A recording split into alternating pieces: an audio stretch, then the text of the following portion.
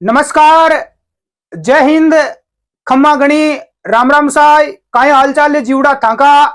आशा और उम्मीद करूं कि मेरे पढ़ाई के सभी शौकीन जीवड़े बढ़िया होंगे, मस्त होंगे और मजे में होंगे। जैसा कि आप सभी मेरे युवा साथियों को पता है कि सरकारी जो विशेष तौर से अपनी गवर्नमेंट अपनी जो स्कूलें हैं, राजस्थान का सबसे बड़ा जो एक विभाग है वो है शिक्षा विभाग। और शिक्षा विभाग के अंदर आजकल हम देखते हैं कि एक सरकारी जो टीचर है, सरकारी मास्टर है, वो अपने बच्चों को सरकारी स्कूल में नहीं भेजता है, साथ नहीं लेके जाता है, बल्कि बड़ी बड़ी जो प्राइवेट स्कूलें चल रही है उन स्कूलों में भेजते हैं। इसका क्या रीजन हो सकता है?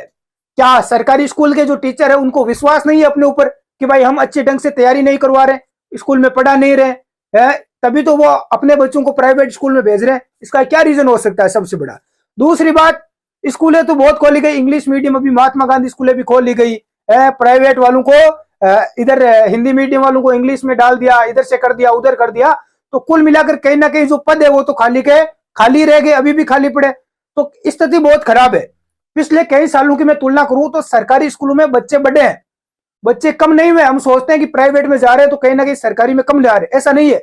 अभी पिछले आप देखोगे तो सरकारी स्कूलों में बच्चों की संख्या में कहीं ना कहीं बढ़ोतरी हुई है, लेकिन टीचरों की संख्या में कोई बढ़ोतरी नहीं देखी गई है।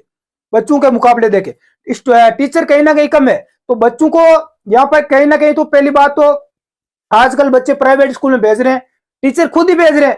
अरे भाई, दूसरा व्यक्ति की हम क्यों बोले, हम खुद भेज रहे हैं, तो इसका मतलब कहीं ना कहीं पहली बात तो सरकारी स्कूल के अंदर वो मैनेजमेंट की कमी है।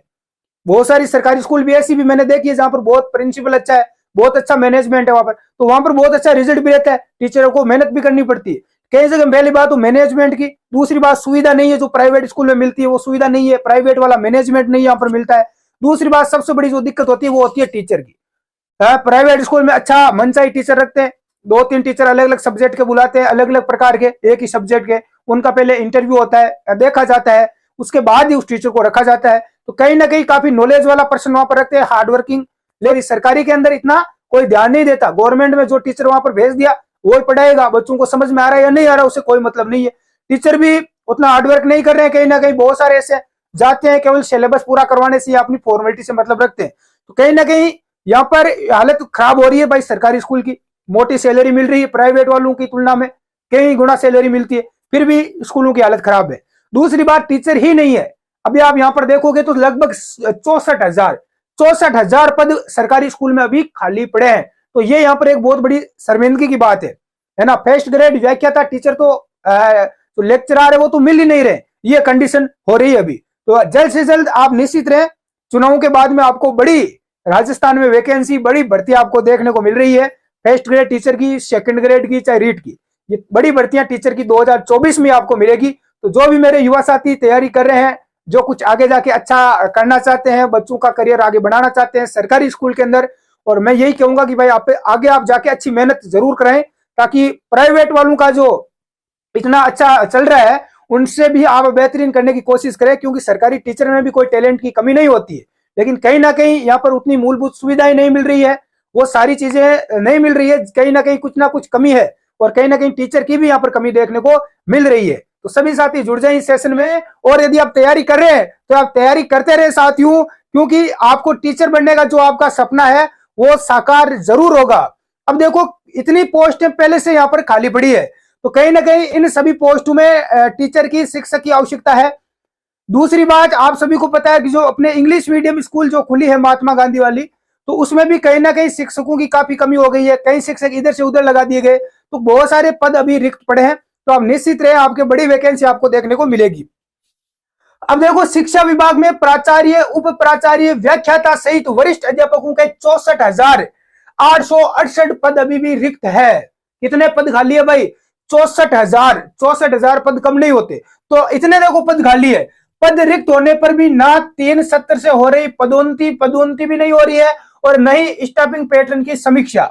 शिक्षा विभाग, यहां पर देखो हुआ क्या है, राज्य के सबसे बड़े विभाग शिक्षा विभाग में प्रारंभिक शिक्षा में तो स्टाफिंग पैटर्न की समीक्षा कर दी, लेकिन माध्यमिक शिक्षा में इसे लागू करना ही भूल गए। सरकारी स्कूलों को पिछले 9 साल की बात करें तो माध्यमिक शिक्षा में लाखों छात्रों का नामांकन तो बढ़ा है, यानी स्टूडेंट तो काफी बड़े हैं, लेकिन 9 वर्षों में स्टाफिंग पैटर्न की समीक्षा नहीं की गई।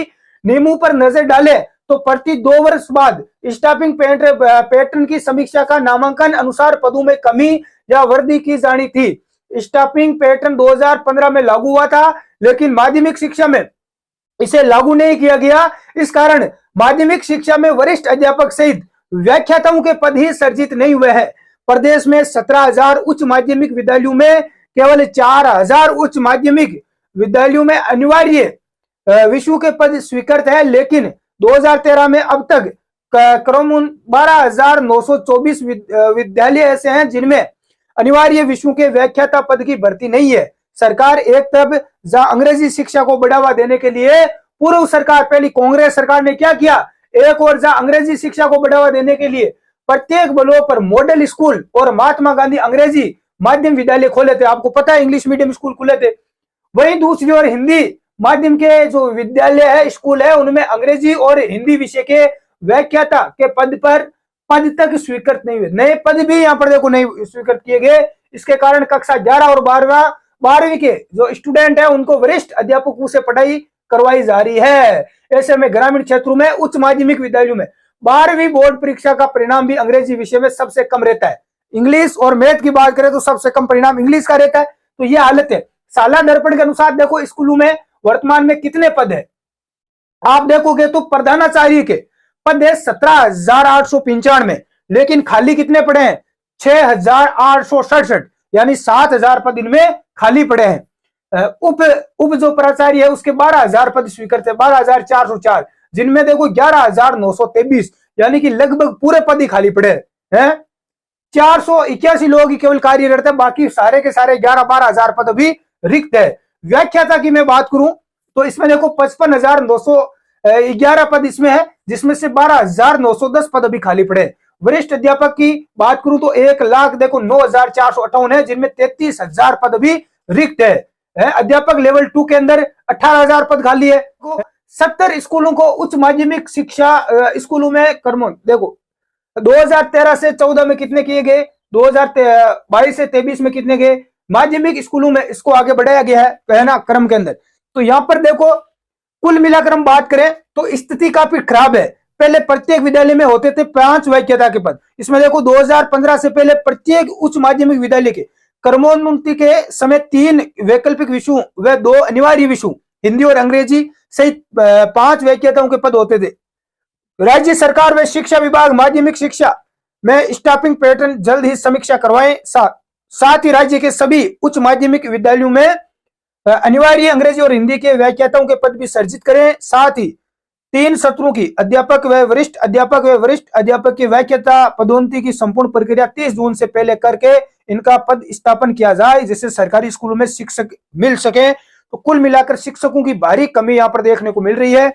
इसके तहत आपको बता दूं कि आचार संहिता के बाद में आपकी नई भर्तियां भी आपको देखने को मिलेगी। तो जो मेरे युवा साथी शिक्षक बनने का विशेष तौर से सपना देख रहे थे कि भाई शिक्षक भर्ती आएगी या नहीं आएगी, कब तक आएगी, तो आप निश्चित रहें, जल्द ही आपको चुनाव के बाद में वैकेंसियां, बड़ी भर्तियां आपको देखने को मिलेगी। धन्यवाद, जय हिंद।